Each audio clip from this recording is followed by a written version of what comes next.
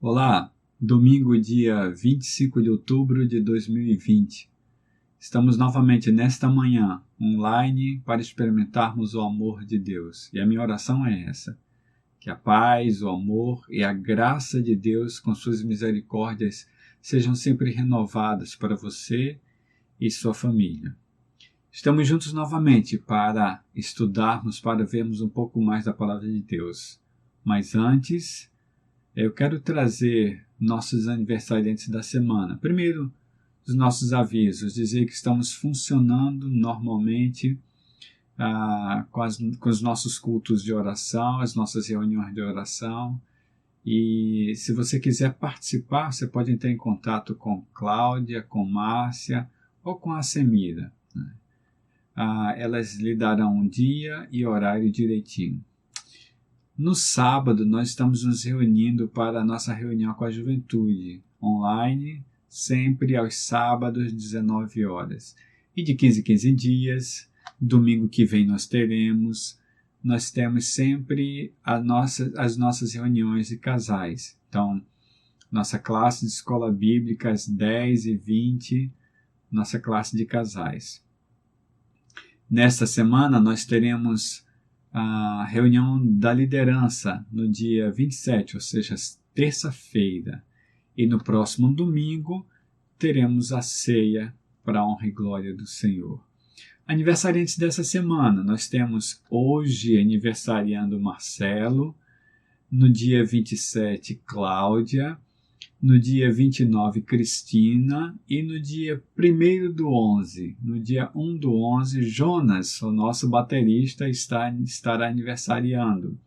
A minha oração para todos vocês que completam mais um ano de vida nesta semana é que o Senhor renove as misericórdias dele sobre vocês, que a graça e o amor de Deus sejam sempre o guia de vocês e que a fé consiga caminhar com vocês para que vocês cresçam no Senhor, trazendo sempre uma palavra àqueles que necessitam, palavra temperada com o Evangelho do Senhor. Parabéns, Marcelo, Cláudia, Cristina e Jonas.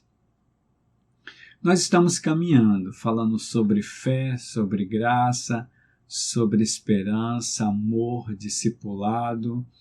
E nos últimos encontros, nós falamos sobre... Aliás, nós estamos vendo alguns encontros de Jesus, né? Marta e Maria, Lázaro, Marta e Maria, Zaqueu, o jovem rico, a mulher samaritana. E veremos um outro encontro hoje. Nas 2 últimas semanas, nós vimos sobre a vivência no caminho. Vimos sobre discurso, caminhando com a vida, a boca e coração falando exatamente o que se faz, a vivência independente das consequências. Vimos que o amor é o prumo, né? Que nós precisamos nos doar para dar acesso ao outro, que o amor não é uma ação, não é uma opção, mas uma ação, que é a única forma de transmissão do Evangelho. E na semana passada, nós vimos sobre o treinamento no caminho. O Senhor Jesus surpreende sempre com o improvável. A sua mensagem é sempre rápida e rasteira. Vimos que diante do Mestre há sempre um confronto.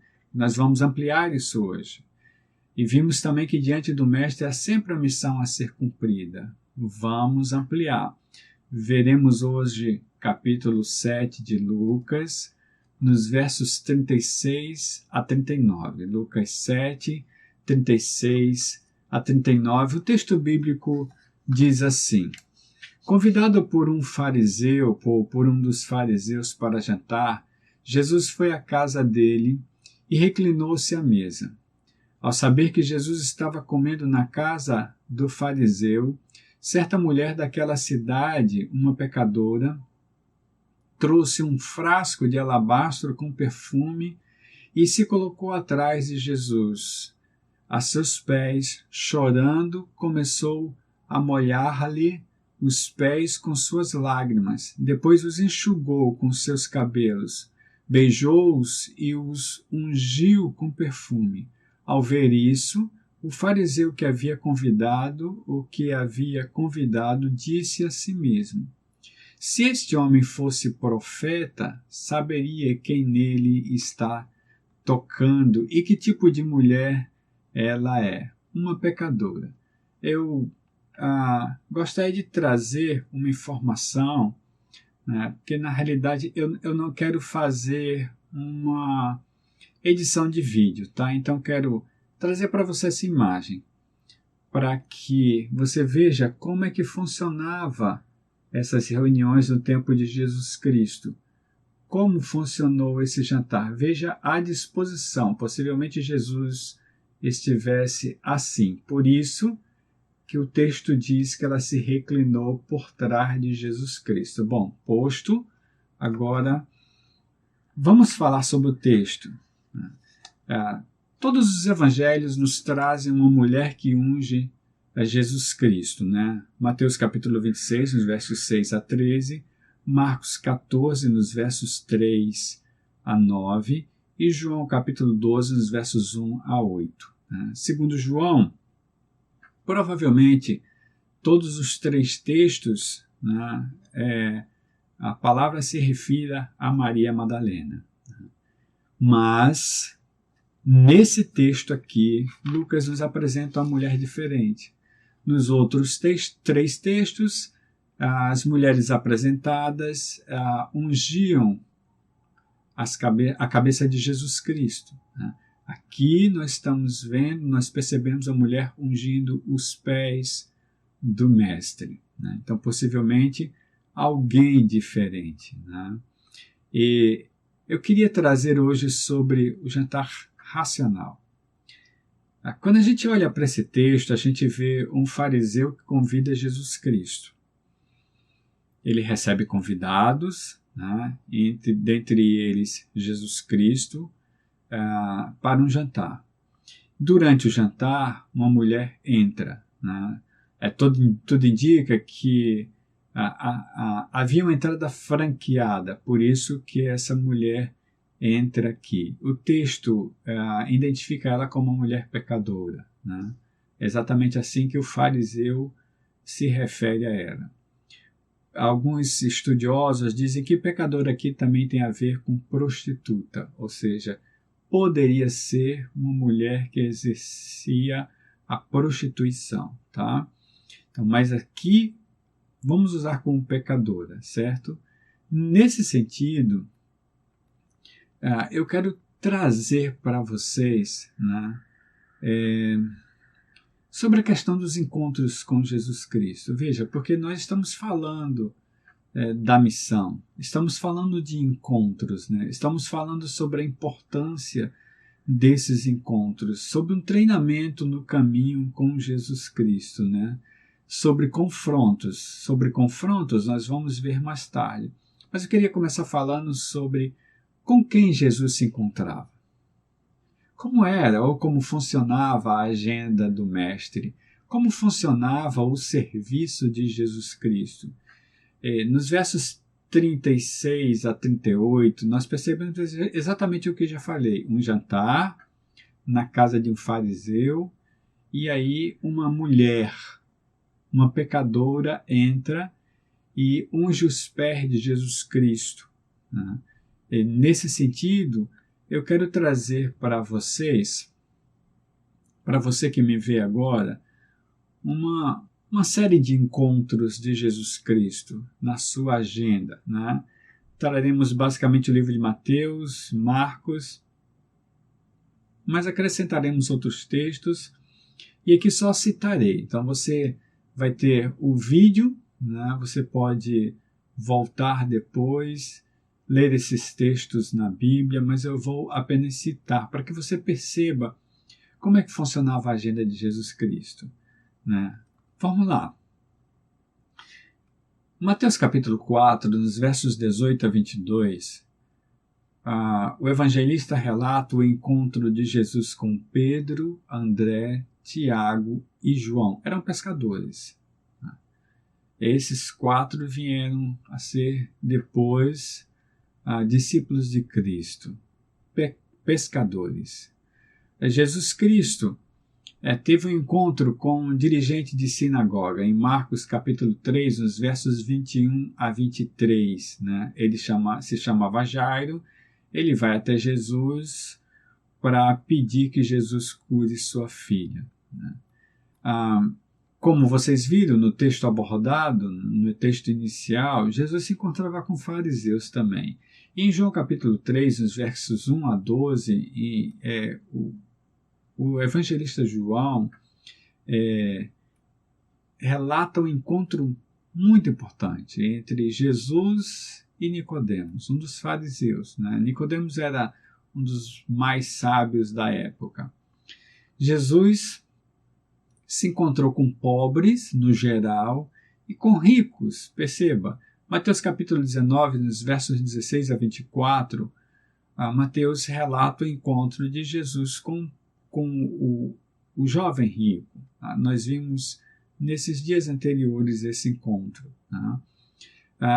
Mateus capítulo 9, nos versos 9 e 10, relata o encontro de Jesus Cristo, ou os encontros, com publicanos e pecadores. Né? Basicamente, Mateus capítulo 9 relata, nesses dois textos, ou nos dois versículos citados, relata o encontro de Levi com Jesus Cristo, veio a ser Mateus, seu discípulo, e aí Levi faz uma festa para Jesus e chama seus amigos, tá? Publicanos e pecadores. Quando a gente fala de rico, de publicanos, a gente lembra de Zaqueu, né? Que nos últimos dias a gente tem visto esse encontro também. Lucas capítulo 19, nos versos 1 a 8, tem um encontro de Jesus com Zaqueu. E esse é, assim, bem diferente, né?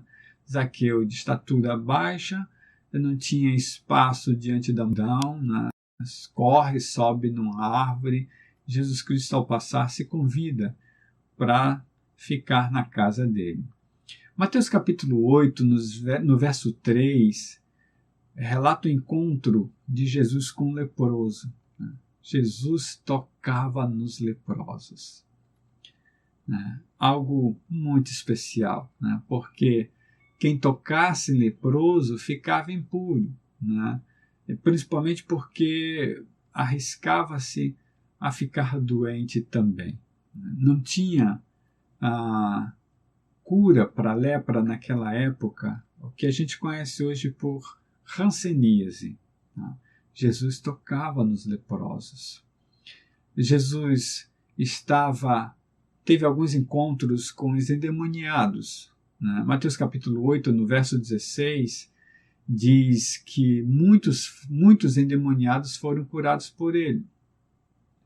Nesse mesmo capítulo, Mateus 8, nos versos 28 a 34, a gente lê sobre aquele homem endemoniado no cemitério de Gadara. Você pode ver os detalhes no texto, como aconteceu. Jesus se encontrava com os paralíticos. Marcos 2, capítulo 2, nos versos 3 a 6, relata que, se eu não me engano, 4 homens destelharam o local que Jesus Cristo estava e desceram pelo telhado um homem que estava paralítico naquele momento e o Senhor o curou. Jesus se encontrou com cegos. Mateus capítulo 9, nos versos 27 a 29, relata Jesus tocando nos olhos de cegos. Jesus esteve com surdos. Marcos capítulo 7, nos versos 31 a 37, Jesus em que também ele era gago, em outras diz que tinha dificuldade de falar. Mas veja, Jesus cura um surdo. Em Marcos capítulo 3, nos versos 1 a 6, um deformado, um homem de mão ressequida é curado pelo Senhor. Muitos encontros. Percebam, aqui não tinha preconceito.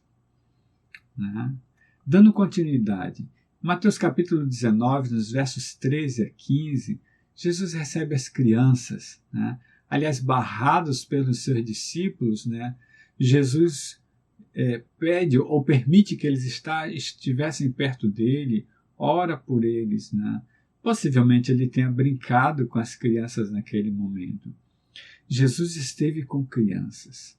Jesus tinha uma agenda farta com mulheres. Olha que coisa esquisita eu falar assim, né? Mas perceba, mulher do fluxo de sangue, Marcos capítulo 3, os versos 26 a 34. A mulher Ciro, fenícia, a mulher grega, né? Em Marcos capítulo 7, nos versos 24 a 30, a sua filha estava endemoniada e ela procura o mestre. Tem um diálogo muito interessante com essa mulher que era grega, né? A mulher samaritana, nós vimos na semana passada, João capítulo 4. Todo o capítulo 4 de João é dedicado ao encontro de Jesus com essa mulher. A viúva da cidade de Naim. Na saída da cidade, Jesus Cristo encontra um enterro. Uma mãe desolada chorava pela perda do seu filho. E aí Jesus toca o esquife. Nós falamos sobre isso, ou referenciamos esse texto na semana passada. Jesus toca o morto e simplesmente diz: levante-se. E aquele rapaz é ressuscitado e entregue novamente à mãe.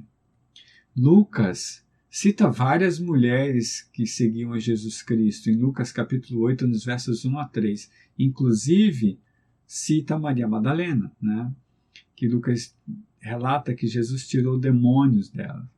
Mas aqui, neste texto, Lucas cita que tinha algumas mulheres que contribuíam financeiramente com o serviço de Jesus Cristo, o serviam também. Então, ele tinha muitas mulheres que o seguiam, né? Por isso que eu digo que Jesus tinha uma farta agenda de encontro com mulheres, né? Quero dizer que muitas mulheres foram restauradas pelo Senhor, né? E nesse sentido, Mateus capítulo 11, nos versos 18 e 19, traz uma fala de Jesus que resume tudo isso. Ele diz assim: pois veio João que jejua e não bebe vinho, e dizem, ele tem demônio. Veio o Filho do Homem comendo e bebendo, e dizem, aí está um comilão e beberrão, amigo de publicanos e pecadores. Mas a sabedoria é comprovada pelas obras que a acompanham, né? Então vejam como os fariseus viam Jesus Cristo, como o povo que não caminhava com ele viam o Mestre, né? O povo via o Mestre como amigo de publicanos e pecadores. Mas aí, o que dizer dos encontros específicos de Jesus com seus discípulos? Jesus conviveu com Pedro, a pessoa que ele sabia que ia negá-lo 3 vezes. Chegou a referenciar isso para Pedro, tipo, Pedro, eu estou te falando porque quando acontecer você vai lembrar. E foi assim que aconteceu, né?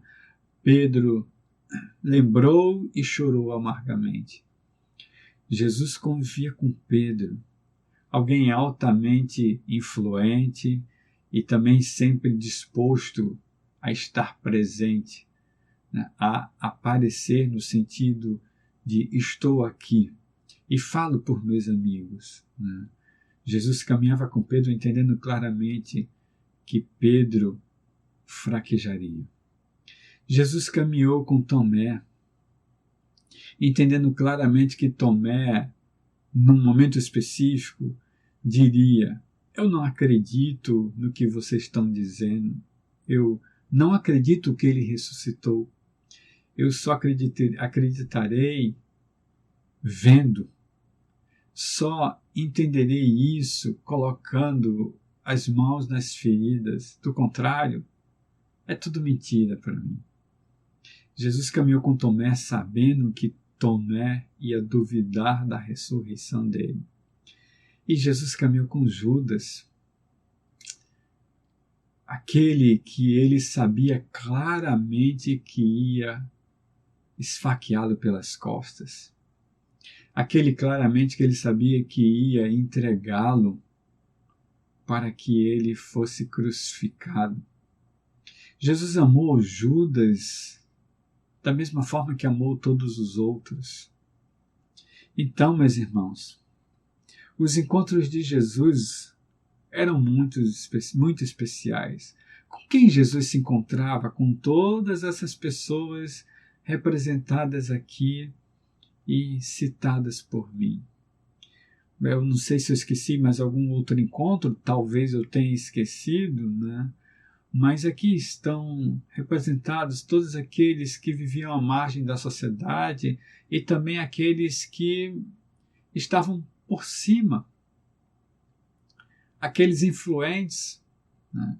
Então, nesse sentido, Jesus estava com ricos e pobres, estava com gente de tudo quanto é raça, estava com gente que era escanteada ou não, gente que era preconceituada, gente que não tinha quem ajudasse, pessoas largadas pelo meio do caminho. Jesus estava ali. Sabe, isso me faz pensar uma coisa. Um pensamento me vem quando eu percebo a agenda do mestre, que era sempre no caminho, né? E se você for ler, você vai perceber que era assim mesmo. Como, por exemplo, Jesus está no caminho e Jairo vem e diz: minha filha precisa de ti, ela está morrendo. Né? E enquanto Jesus caminha para a casa de Jairo, a mulher com fluxo de sangue toca nele e ele para porque sentiu sair poder. Né? Ele para, recebe aquela mulher e logo após vai para a casa de Jairo. E era assim mesmo que acontecia. Né? Nesse sentido, ou diante de tais informações, o que dizer da missão da igreja? E se você faz parte da igreja, quando eu falo da igreja de Cristo, o corpo de Cristo, é para você que eu estou falando. Se você pretende fazer parte, é para você que eu estou falando. Se você por algum motivo está se interessando por essa mensagem, é para você que eu estou falando. Diante de tais informações, o que dizer da missão da igreja? A missão é a mesma. A missão continua a mesma. Os exemplos são sempre os mesmos. Perceba o que diz Mateus capítulo 28, nos versos 19 e 20. Mateus 28, 19 e 20 é a fala do Mestre antes de subir aos céus. Portanto, vá e façam discípulos de todas as nações, batizando-os em nome do Pai, do Filho e do Espírito Santo, ensinando-os a obedecer a tudo o que eu os ordenei, ou a tudo que eu ordenei a vocês. E eu estarei sempre com vocês até o final dos tempos. Então, a missão é a mesma. Essa missão, ela foi dada aqui, né? Ela começou de uma forma, num protótipo, Mateus capítulo 16, ela foi dada aqui, ela foi oficializada em Atos capítulo 2, quando o Espírito Santo desceu. Né? Nesse sentido, em Atos capítulo 1, Jesus já cita: vocês serão minhas testemunhas. Né? Veja a fala do próprio Deus em João capítulo 3, nos versos 16 e 17. Né? Essa é a conversa que Jesus Cristo tem com Nicodemos, essa é a fala do Mestre. Diz assim: porque Deus tanto amou o mundo que deu seu Filho único, o Filho unigênito, para que todo o que nele crê não pereça, mas tenha a vida eterna. Veja o verso 17. Pois Deus enviou o seu Filho ao mundo, não para condenar o mundo, mas para que este fosse salvo por meio dele. Cristo é salvar o mundo. Que já foi dada, entregar o Filho de Deus pelo mundo, para que todos que estejam no mundo, ao compreenderem essa mensagem, crerem, tenham a vida eterna. Essa é a fala do apóstolo Paulo a Timóteo. Primeira carta do Paulo a Timóteo, capítulo 2, no verso 4, o apóstolo diz que Deus deseja que todos os homens sejam salvos e cheguem ao conhecimento pleno da verdade. Perceba, essa é a fala do apóstolo Paulo a Timóteo, né? Deus deseja que todos os homens sejam salvos. É o desejo de Deus. Aí, perceba que a gente não está falando de sonhos. A gente está falando de vontade aqui. Deus tem vontade que os homens sejam salvos. Em 2 Pedro, capítulo 3, no verso 9, o apóstolo Pedro diz que o Senhor não demora em cumprir a sua promessa, como julgam alguns. Ao contrário, ele é paciente conosco. O texto diz com vocês, mas eu estou contextualizando. Ele é paciente com vocês, não querendo que ninguém pereça, mas que todos cheguem ao arrependimento. A missão continua a mesma, irmãos. A missão continua a mesma. Aí, quando eu olho para a agenda de Jesus Cristo, para as pessoas que Jesus Cristo se relacionou, né, que estavam na agenda do Mestre, e aqui são exemplos únicos, mas quando eu digo exemplos únicos, quero dizer que são exemplos representativos. Porque quantos cegos Jesus curou? Quantos paralíticos Jesus curou? Quantos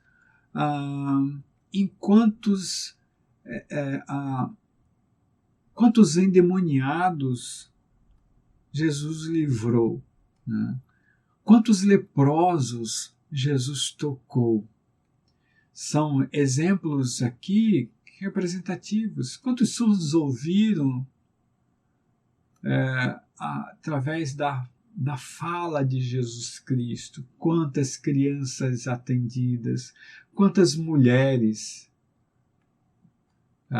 preconceituadas tiveram a atenção de Jesus Cristo?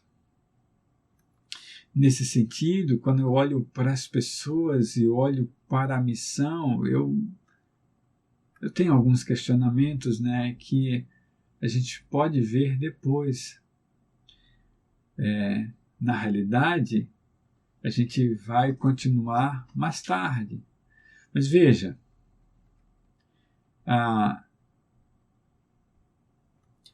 o evangelista Mateus traz um relato, né, quando Jesus Cristo traz uma parábola sobre o reino de Deus.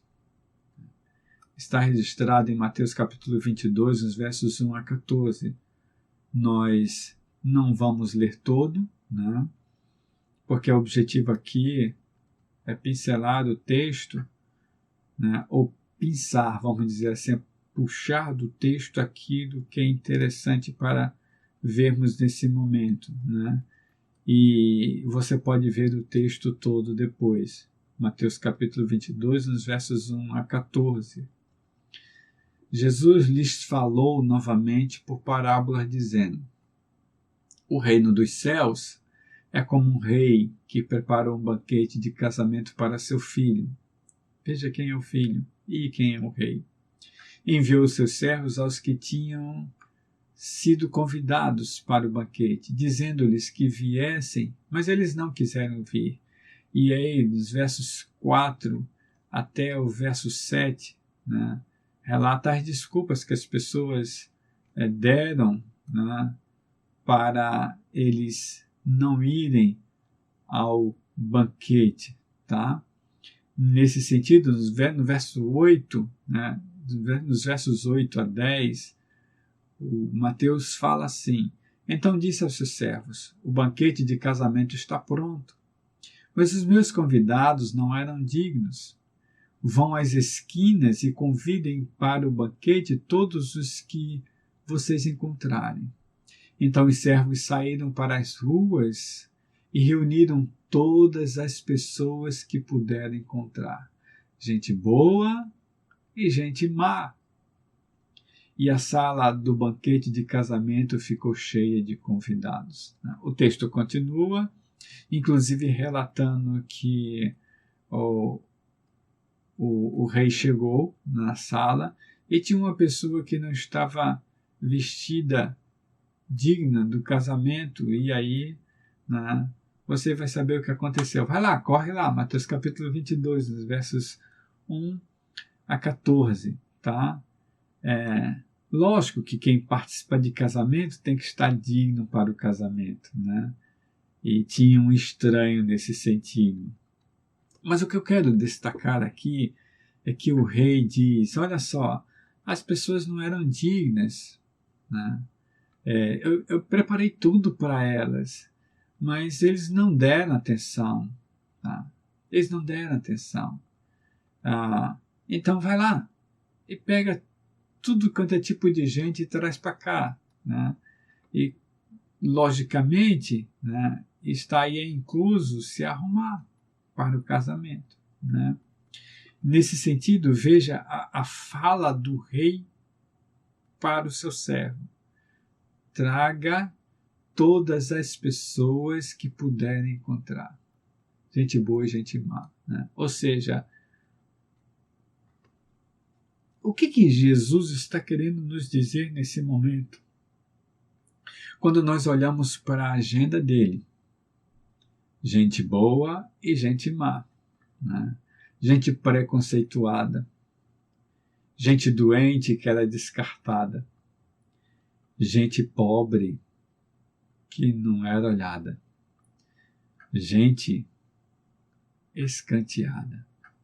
Gente que estava sempre à beira do caminho, né, no sentido de à margem da sociedade. Jesus parava, Jesus tocava, Jesus ouvia, Jesus falava, Jesus curava, Jesus libertava. Essa é a função da igreja ainda, irmãos. A missão da igreja está exatamente aqui, olha. Os que não quiseram vão ficar para trás. Aí o que vocês precisam fazer? Saiam e tragam tudo quanto é tipo de pessoas para o meu casamento. Gente boa e gente má. Eu os transformarei. Eu darei vestes de bodas para eles, vestes de núpcias. Eu restaurarei a vida de cada um deles e só estará no banquete de casamento quem estiver vestido dignamente. Essa é um outro momento, é um outro assunto, né? Mas eu quero destacar que quem vai são os servos. E saem para buscar nas ruas as pessoas. Eu queria concluir citando o nosso texto do ano, primeira carta do apóstolo Pedro, capítulo 3, no verso 15, que diz assim: assim santifiquem Cristo como Senhor em seu coração. Estejam sempre preparados para responder a qualquer pessoa que pedir a razão da esperança que há em vocês. A minha oração nesse momento é que você entenda que a agenda do Mestre é sua agenda. É sua agenda. Né? Vamos lá? Ricos, pobres, pecadores, dirigentes religiosos, fariseus, ricos, já citei, né? Leprosos, endemoniados, paralíticos, cegos, surdos, deformados, crianças, mulheres, jovens, adultos, idosos, tudo quanto é tipo de pessoas, né? Tudo, pessoas boas, pessoas más, tragam para mim, diz o rei. Tragam para mim. É sua função que faz parte do corpo de Cristo, sair às ruas para trazer os necessitados para a boda do Cordeiro. Eu me encontro com você mais tarde, às 17 horas, na nossa sede. Se você não estiver lá, você pode acompanhar via internet, né? Basta acessar o nosso Facebook, estaremos lá ao vivo, 17 horas, para darmos continuidade a esse texto, né? E aí, quando a gente continuar falando sobre o jantar racional, eu vou falar mais sobre esse confronto que o Senhor sempre traz para nós. Por enquanto, fica com isso, viu? A agenda de Jesus Cristo é sua agenda. O caminho de Cristo é seu caminho. E diante das informações que você viu, a missão continua a mesma. E a missão é sua, se é que você faz parte da igreja. Vamos orar? Senhor, eu quero agradecer o teu nome nesse momento. Quero te agradecer por tudo que o Senhor tem nos concedido. Quero te agradecer pelas vitórias, pelas lutas, Senhor, pelas derrotas, pelos sofrimentos, em tudo dai graças, diz a palavra. Então eu quero te agradecer, Senhor, porque nós aprendemos sempre. Nós sempre estaremos na vontade do Senhor, que é boa, agradável e perfeita. E na vontade do Senhor, a vitória é sempre nossa, independente do que experimentarmos. Quero te agradecer, Senhor, que o Senhor visite o coração de cada um que viu e ouviu essa mensagem nesse momento ou em qualquer outro momento que possam acessar. Que o Senhor trabalhe na mente, nos corações dessas pessoas que tiveram acesso. Que o Senhor trabalhe a vida, Senhor, de cada um membro de Betânia para a honra e glória do Senhor. Que o Senhor derrame das suas misericórdias sobre nós e que sua paz seja o árbitro dos nossos corações, o juiz dos nossos corações. Que o amor de Deus esteja nos unindo, Senhor, e que seja o amor a nos compungir, a sairmos e trazermos para Ti os necessitados do Evangelho. Quero te agradecer, Deus, que o Senhor nos dê um restante de dia abençoado e que estejamos novamente reunidos para adorar o Teu nome. Assim oro no nome de Jesus. Amém. Que o Senhor te abençoe, te guarde e faça sempre resplandecer o rosto dele sobre ti. Deus nos abençoe.